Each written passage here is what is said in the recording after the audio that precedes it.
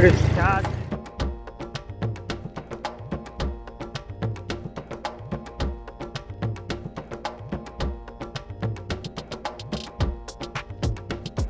Assalamualaikum guys, welcome to my YouTube channel زیشان ولوگ. उम्मीद है आप सब खैरियत से होंगे. सबसे पहले आप सब लोगों को ईद मुबारक. तो हम आए हुए हैं आज ईद उल अज़हा के मौके पर कश्मीर के एक छोटा सा पार्क में.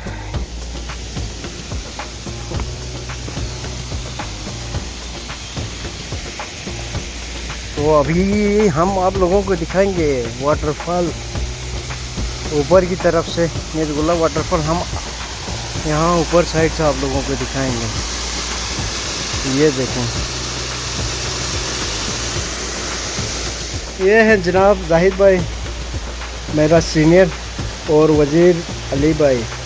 ये भी यहाँ पढ़ते हैं रावलाकोट में. ये भी हमारा मोस्ट सीनियर.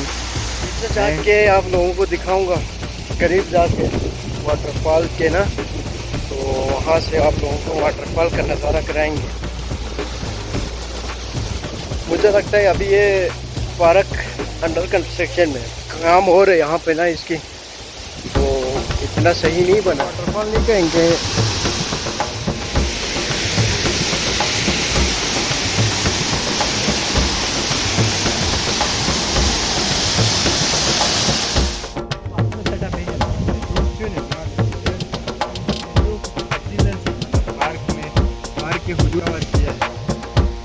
सबसे बड़ा पार्क. हम वापस जा रहे हैं.